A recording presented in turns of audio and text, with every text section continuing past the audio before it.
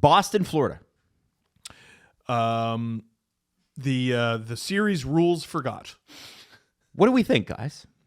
I mean, okay, so I think Panthers fans right now are probably like, all right, Steve, let's hear it. Because there was another goaltender interference challenge that failed. And a lot of people are like, why did that fail? It was a makeup call. Like, I don't think anybody should just bandy around the issue. It was a makeup call.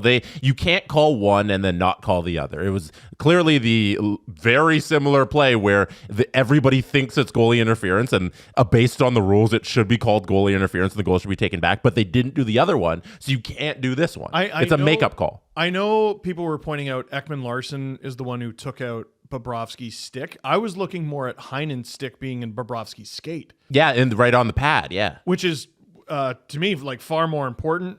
Bob is maybe sort of looking for the contact there with the arm. But Elliot Friedman, he's one of the most informed and powerful insiders in all of hockey. I was listening to the 32 Thoughts on the way in here. His best theory for why that counted is they didn't want to deal with it. Oh yeah, no, it's 100%. We made a mistake. We made a certain call in the previous game. Now we have a very similar call. We gotta keep our consistency here. I'll be dramatic. And again, I don't have a dog in this fight. I'm a Leaf fan. Not the biggest fan of the Panthers. Not the biggest fan of the Bruins. I am a fan of hockey, so I'm watching. I hope this series goes 7 and they tear each other apart. I hope Game 7 goes to 7 overtimes and all of them collapse at the end of it. And then the puck just sits there. The Stanley Cup playoffs are bordering on illegitimate. Like I'll be. Right. See, the thing is, watching the Canucks and Edmonton Oilers, you wouldn't get that. Yeah. No, but like I'm teetering on that. You had and you have numerous reporters, credentialed reporters, including Freeze. This was part of the 32 Thoughts discussion. They release an explanation. Oh, good. They released an explanation. Can either of you guys pull up the 13 words or whatever it was, 12 words that they pulled up for the explanation? You want me to read it? Yeah. Yeah, dude. It's literally, it wasn't goaltender interference because it wasn't. Anyway, get back to eating your slop. Hey, I know I like them nice and sloppy. Like they're the lunch lady from Billy Madison, this league. Eat your slop, stupid. The NHL. The following is a statement from Gary Bettman. Eat your slop, dummy. It's not goalie interference because fuck you. Hey, why isn't this goalie interference? Why isn't it goalie interference? Stop. What? I'm a paying customer. Oh my God. I'm being the NHL. Here. You ask me a question. No. Three cam it. Adam, you ask me a question. Ask me a question. Well, the other play I thought was one of the more egregious officiating errors in all of the playoffs so far. Was Bobrovsky made a shoulder save. he made a save with his shoulder, and he went out. He thought he was squeezing the puck. So he went down in front of the crease, like in the middle of the slot. He went down on the ice, but he didn't have the puck. And the official didn't realize that he just made a save off his shoulder. The puck was just in the middle of the zone, and the Bruins were about to get it and score on an empty net because Bobrovsky was lying in the middle of the slot thinking he was squeezing the puck. And the official decided, I'm going to blow the play dead because Bobrovsky must have it or he's injured. And neither of that was the case. He was not injured. He just simply made a save and thought he had the puck. And the Bruins were about to score in an empty net. And the official was just like, all right, stop play. And all the Bruins are just like, what are you doing? And there's no repercussions for that. They stopped a scoring opportunity with an empty net, and you just got to move on. And I don't know how you get those things back where the officials cost a team possibly a goal, and you just got to move on with your life. I have a question. It hurts. I have a question. Are NHL refs terrified of the Boston Bruins? I think they are. In what way? I really think because they can't officiate their games. Like whether it's the Bruins getting the advantage on the whistle or the disadvantage on the whistle. I don't remember that. Like, I watch a lot of hockey. I watch a lot of Bruins hockey. I can't remember the last normal game. There's always fucking something. This Leafs-Bruins series was the most peaceful one, like by far out of the four over the last 11 years. It was. By far the least amount of nonsense. This is... It's just a bunch of friends trying to... Look at that! So if in case... I assume you haven't seen this yet, but...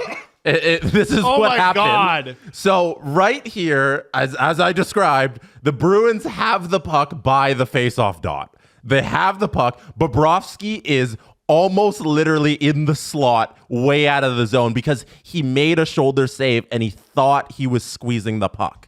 So he comes out, he makes the save, but if you see here where my mouse is, that's where the puck is going. It bounced off by the hash shoulder. marks. And he thinks he's saving it. So he's just way out the net here. Bob is in the concourse getting chicken fingers. Are you kidding me? Right about now, while the Bruins are shooting the puck on an empty net, is when the referee's like, oh wait, no, Bob was injured. He's down here. He squeezed it. Little do they know the puck's just out of the zone. Is like, he not anywhere near the goalie. Did they score? No, they stopped play. No. Like, but he took the shot. This shot did not go in. No. Oh, well.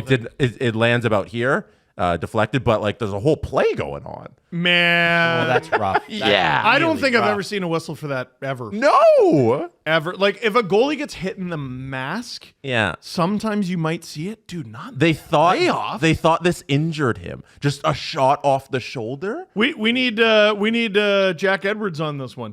Just take the Andreas Janssen audio and put it over this. I mean, if he's not lying unconscious, you can't blow the play dead. But it's the same situation. Yeah. Your job as the linesman or the official when you're stopping plays is like, make sure you're stopping play for a good reason. Yeah. Like, make sure the puck is actually with the goalie. And they can't do the simple parts of their job. I also want to say that hockey games don't stop because players are uncomfortable. So even if he was hurt, remember, like and dude, they continue play. I hate to be unk about this. Daniel Alfredson near murdering Darcy Tucker and then scoring a game-winning goal while Darcy Tucker is like twitching on the ice. It's uncomfortable watching. That's a crazy play. Oh, it's a crazy play. And guess, like, I watched. There's a really funny clip of Draymond Green was lying on the floor, and they just simply were like, "That's enough out of Draymond," and play continued. And the teams exchanged possession like 3 or 4 times before the play stopped. Yep. Like, the Golden State Warriors had the ball and they're dribbling it up the court, and one of their players is just lying half dead. Like, I'm across sports, dude. Like, imagine, like, to talk about a Bruins moment. Gregory Campbell, when he was on the Bruins, and the league favored them, blocks the shot, breaks his foot, continues to play, and that moment is remembered. It is immortalized because he stayed out there and he gritted it out and he kept going, and now you have that moment forever. But what if after the first block shot they were like, "Oh, no. Oh, Greg, no. Are you okay? Are you shh, I'm talking to Greg. Are you all right? Is there anything I can do? Do you need a popsicle? What flavor? What flavor? I'll go get you a popsicle. Freezy, do we have the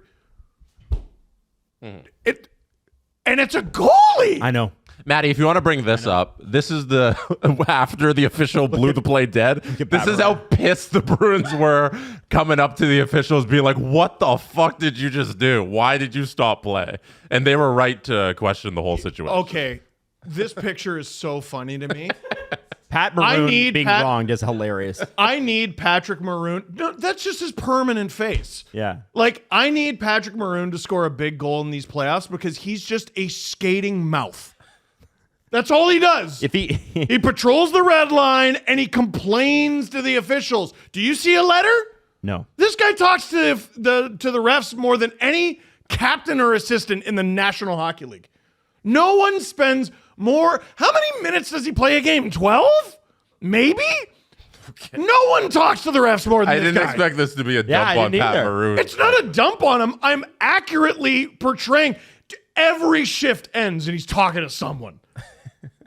This guy is the league's greatest conversationalist. If he was a Leaf, they would start calling penalties against him. Oh! Like that's what yeah. Michael Bunting did. Oh, no, they just send Dan Kelly over to duct tape his head. And it'd be fine. It'd be okay. Pat Pat- Maroon knows how to win. He does know how Knows to how to win. win. Does know And how a to lot of it is politicking. A lot of it is complaining and stating your case to the officials. The Bruins, like, to me, if I'm the ref, after enough years of this, especially in the playoffs, it's a select group of guys who get to do playoff games, and he's in all of them over the last Pat half Maroon decade. is, yeah. If I'm one of the refs that has done so many games with Patrick Maroon, isn't there a little bit of a, what is it now, Pat? There's got to be a little bit of what is it now, Pat? I think if any other Bruin goes over and complains, they're like, oh, I'll listen to you. But what is it now, Pat? What can I help you with this time, Pat? I'm curious to see if Brad Marchand can suit up for game number 6. That'll be an X factor for the Bruins, but it's such a tighter series than I anticipated. Yeah. Like either team could come out of this. I'm upset though with one thing with that series. The Paul Maurice doesn't get to talk between periods. not that. No? It's the Bruins and Panthers media. They're not doing a good enough job riding for their teams. What? They're not Cape baiting like the Oilers Canucks are. Oh, these playoffs, I'm never going to feel bad for being very open about my biases ever again. Because at least you're Ever open again. about them.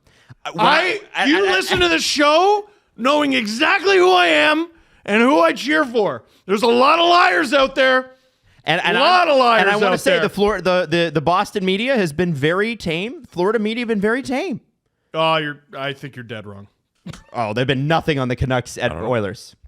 What have you seen in Boston and Florida really that's been that bad? Oh, there's one reporter in particular. One guy? who is the minister of propaganda. I don't want to call them out directly. Okay, well there's Oh my God. there's probably Oh, they're 10 on disgraceful. each. Like if you asked anybody in the Vancouver media, Soucy, there's no way he should have ever been suspended. If you ask anyone in the Edmonton media, they're like, should be 5 games. Which is how you know that the Department of Player Safety got it relatively right, because both sides hate it. I know you guys are. Do you know how out of control you have to be for me to be like, you know what, Peros is on it? Yeah, you're making me think Peros might have this.